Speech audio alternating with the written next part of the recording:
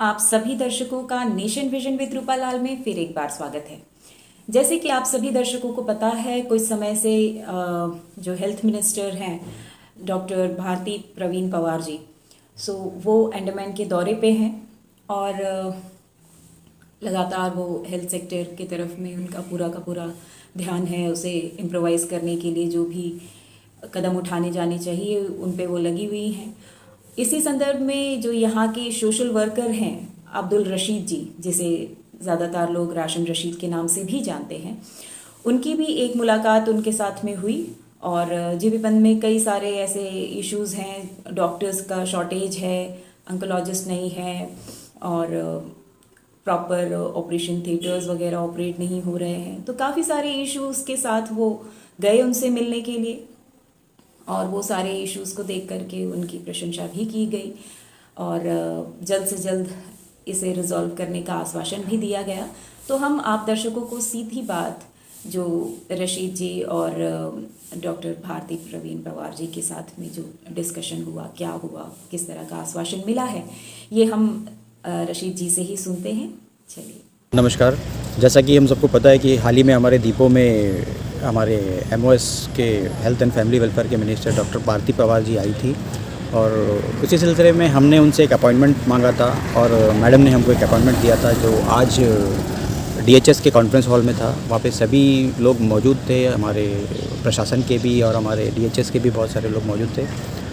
तो मैडम की तरफ से काफ़ी अच्छा आश्वासन मिला, क्योंकि यहाँ पे जो हमारे हेल्थ सेक्टर से जुड़े जो मुद्दे हैं तो काफ़ी समय से हम इस पे काम कर रहे हैं और आज काफ़ी अच्छा आश्वासन मिला मैडम से, क्योंकि जो भी हमारे बेसिक मुद्दे हैं, जैसा हमने पहले भी जब हमारे होम मिनिस्टर जब यहाँ पर आए थे तब भी हमने उनको एक रिप्रेजेंटेशन दिया हुआ था, उनका भी जवाब मिला। उन पर हमने दिया था, बेसिकली हमने एक ऑन्कोलॉजिस्ट जो जीबीपंथ में जो हमारा यहाँ पे अंडमान में कैंसर का इतना सारा केसेस बढ़ रहा है, यहाँ पे कैंसर का पेशेंट जो है वो ट्रीटमेंट के लिए चेन्नई जा रहा है, फिर आना जाना, ये बहुत ही एक मतलब एक तो बीमारी, उसके ऊपर से इतना परेशानी। तो उस समय हमको ये जवाब मिला था कि ऑन्कोलॉजिस्ट का अपॉइंटमेंट के लिए एडवर्टाइजमेंट किया गया था, बट किसी ने भी उस पर आवेदन नहीं दिया, किसी ने भी उसको अप्लाई नहीं किया। तो आज भी हमने ऑनरेबल मिनिस्टर मैडम से इस बारे में बात की और बताया कि क्या स्थिति है यहाँ पे, क्योंकि ये एक बहुत बड़ा विषय है हमारे अंडमान का हेल्थ सेक्टर। जैसा कि हम सब जानते हैं, हम लोग इतना जोग्राफिकली इतना दूर रहते हैं और हमारे यहाँ पे अगर किसी को कुछ हो जाए, क्योंकि हमारा सिर्फ एकमात्र रेफरल हॉस्पिटल है ये जीबीपंथ पूरा अंडमान निकोबार का। हम लोग पूरे जो भी द्वीपवासी हैं पूरे का पूरे इसी के ऊपर निर्भर है। बाकी जो गरीब लोग हैं, जो अमीर है, जो भी है, कुछ भी होता है तो इंस्टेंट हमको जीबीपंथ ही आना है और जीबीपंथ में ही दिखाना है, क्योंकि जोग्राफिकल लोकेशन के हिसाब से हम लोग यहाँ से ऑल ऑफ अ सडन कहीं भी नहीं जा सकते। तो सबसे पहला मुद्दा हमारा था ऑन्कोलॉजिस्ट, तो उसके बारे में मैडम की तरफ से काफ़ी पॉजिटिव रिस्पांस मिला। दूसरा चीज़ ये था कि हमारा जीबीपंथ में जो कैथ लैब है, कैथ लैब नियर अबाउट 1.5-2 महीने से नॉन ऑप्स है, क्योंकि उस पर कार्डियोलॉजिस्ट नहीं है। वहाँ पे जो डॉक्टर है वो भी नहीं है अभी, वो भी शायद उन्होंने भी छोड़ दिया है।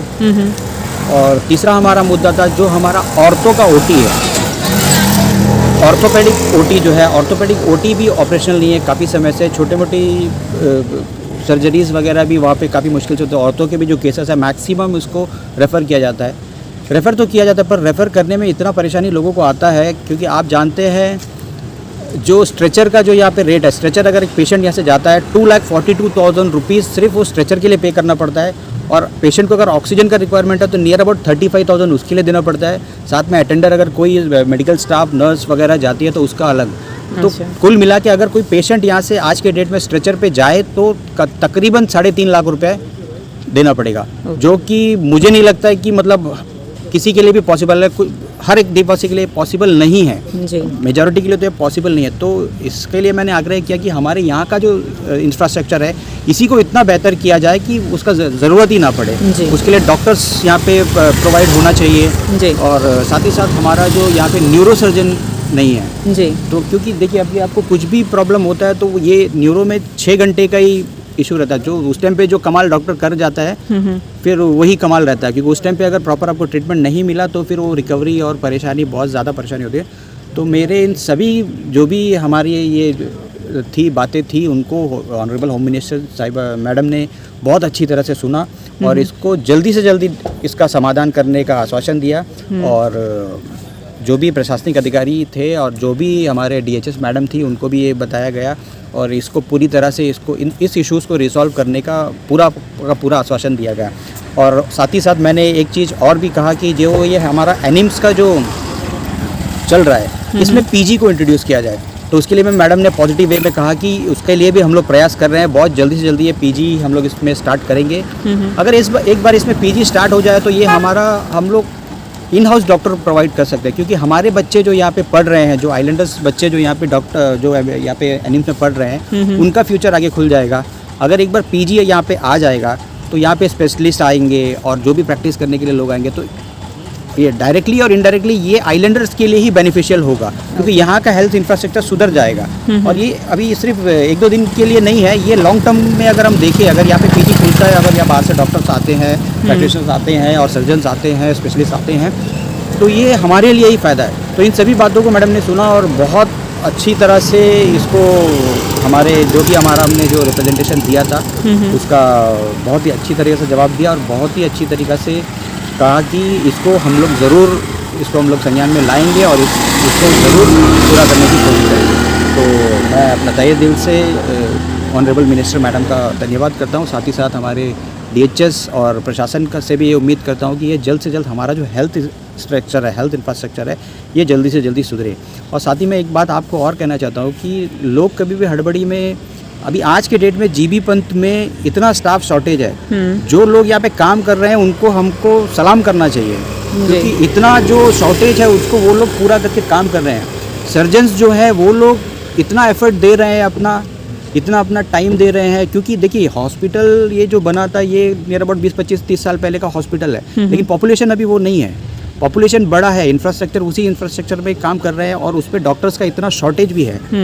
तो अगर डॉक्टर्स के लिए अगर जो इनका जो कॉन्ट्रैक्ट पीरियड है वो अगर 1 साल, जो 9-11 महीना 1 साल है, अगर उसको बढ़ाकर 5 साल किया जाए, या फिर मैं तो कहूँगा कि अगर परमानेंट डॉक्टर का प्लेसमेंट हो तो हमारा हेल्थ जो यहाँ पे इंफ्रास्ट्रक्चर है, हेल्थ सर्विस है, इसमें काफ़ी सुधार आ सकता है। ओके, तो बेसिकली आप ये बोल रहे हो कि ये कॉन्ट्रैक्चुअल बेसिस पे जो चल रहा है उस पे दिक्कत है, श्योरिटी नहीं है। देखिए दिक्कत तो मैं बोल नहीं सकता, ये मेरा एक सुझाव है और ये प्रैक्टिकल भी है।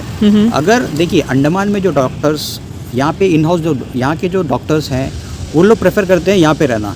मेलैंड से अगर आप कोई डॉक्टर आता है, वो अगर उसको आप 11 महीना, अगर उसको मान लीजिए आपको भी कहीं जाके 11 महीना का एक कॉन्ट्रैक्ट पे काम करना पड़े, वहाँ पे आपको अपना फैमिली सेटल करना है, वहाँ पे अपने बच्चों का एजुकेशन देखना है, उसके बाद में आपको अपना जॉब का श्योरिटी है नहीं है वो भी देखना है 11 महीने के बाद। तो एक फुल फ्लेज अगर एक पुख्ता तरीके से कॉन्फिडेंस दे के डॉक्टर्स में भी अगर 5 साल का कॉन्ट्रैक्ट या फिर परमानेंसी करके किया जाए तो यहाँ पे हो सकता है, क्योंकि यहाँ बहुत सारे डॉक्टर्स थे, जो औरतों में भी डॉक्टर्स थे, धीरे धीरे एक डॉक्टर्स चले गए, कार्डियो में भी हमारे कार्डियोलॉजिस्ट थे, वो भी चले गए। तो ये जो भी ये प्रॉब्लम है इसका समाधान करना बहुत ज़रूरी है। जैसे कि आप सभी दर्शकों ने राशन रशीद जी को सुना, क्या कुछ किस तरह का एश्योरेंस उनको मिला है, तो उम्मीद करते हैं कि जिस तरह का एश्योरेंस मिला है वो जल्द से जल्द फुलफिल हो, जिससे कि यहाँ के आइलैंडर्स को बेनिफिट मिले। Thank you.